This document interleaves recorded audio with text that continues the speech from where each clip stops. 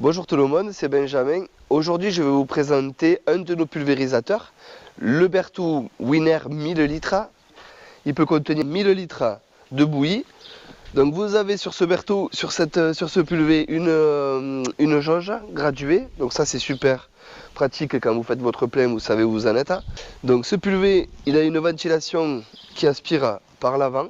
Donc ça c'est génial, ça permet de ne pas aspirer les feuilles après un essimage, un rognage à l'arrière. Donc elle est à l'avant, donc l'aspiration se fait à l'avant, donc ça c'est une très bonne chose pour moi.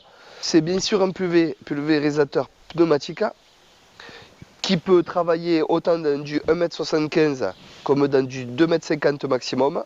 Il a une voûte qui lui permet de s'élargir pour faire du 2,50 m face par face. Donc vous avez des trimistes, eux qui envoient le produit et l'air, donc on appelle ça trimiste. Ensuite canon, alors toutes ces parties canon et un duo mist.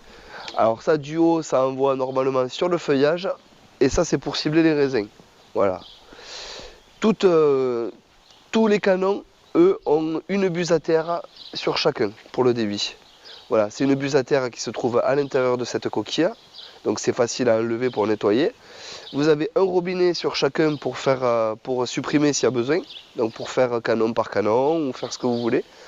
Sur cette voûte qui s'étend, vous avez un contrôle pour corriger le dévers sur chacun électrique qui se passe en cabine, qui se règle en cabine.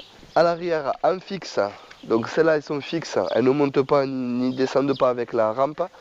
Pareil, donc deux mains en trimiste, donc trois diffuseurs, pardon, et celle d'en dessous, un double, un duo. Voilà. Donc celles-là sont fixes mais sont orientables. On peut les tourner, comme vous pouvez le voir, on peut les monter, les descendre comme on a envie. Ensuite, la voûte à air, tout ce qui est air, ventilation, tout se passe ici. Il y a l'embrayage ici. Donc on peut débrayer la ventilation directement ici. Voilà, donc ça c'est pas mal leur système. Ici on a les vannes électriques de tronçon. Donc chaque tronçon a sa vanne électrique. Qu'on peut bien sûr couper de la cabine, bien évidemment. Pareil, toujours chaque main a sa buse à terre avec son petit robinet pour les couper si on le désire. C'est un pulvérisateur qui fait du face par face. Donc ces deux mains pulvérisent contre la rangée de vigne. Imaginez-vous que la rangée de vigne soit là. Ces deux mains pulvérisent bien contre la rangée de vigne du côté gauche du coup.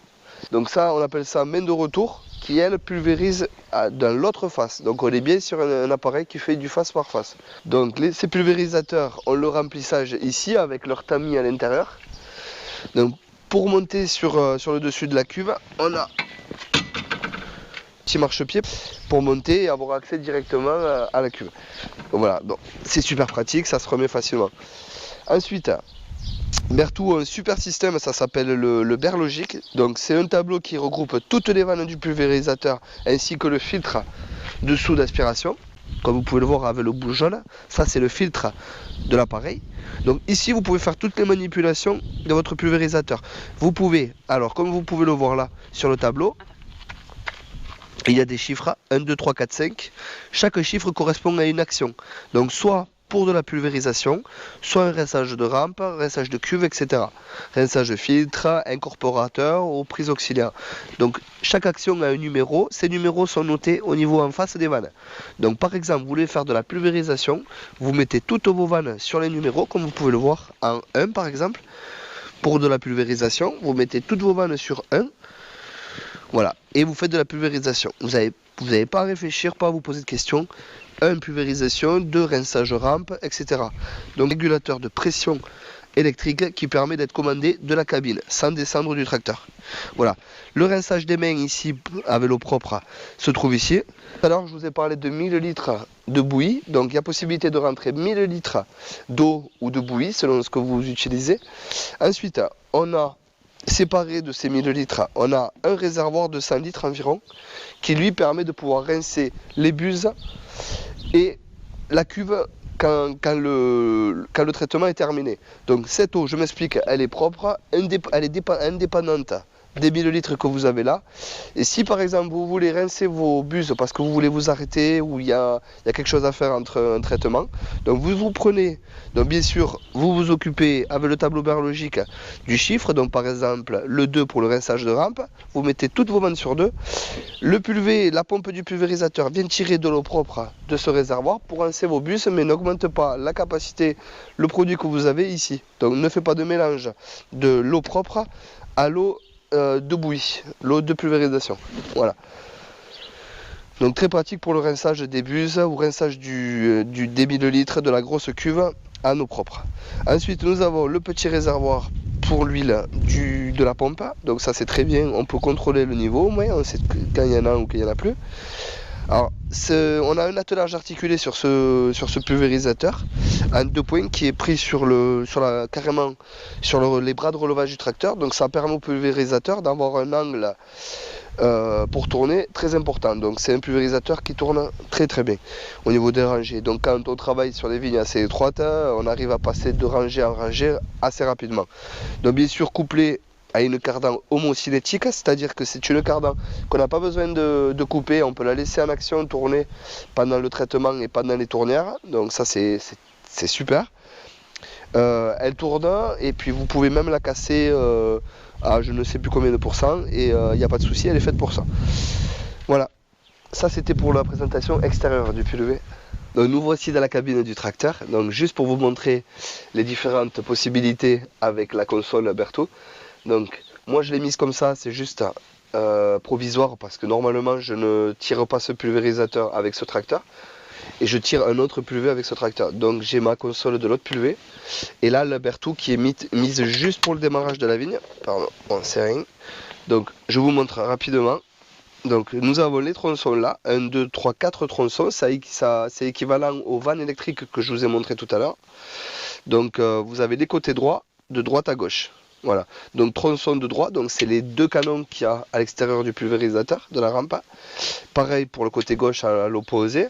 Et ça c'est donc ça c'est la main de retour, ainsi que les canons qu'il y a sur le pulvérisateur, les trios qu'on appelle, trio mixte.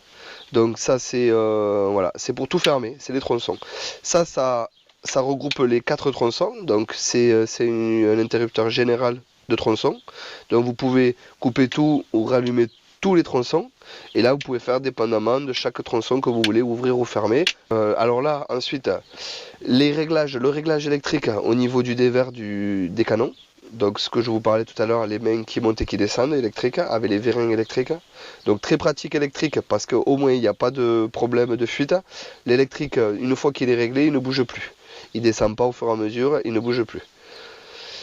Nous avons le réglage de la pression, ça c'est génial au niveau de la pression du pulvérisateur. Vous pouvez le régler directement de la cabine en regardant le manomètre qui se trouve sur le pulvérisateur, le gros manomètre que je ne vous ai pas montré, que je vous montrerai tout à l'heure. Donc on règle moins ou plus directement de la cabine sans descendre du tracteur. Donc ça c'est super bien.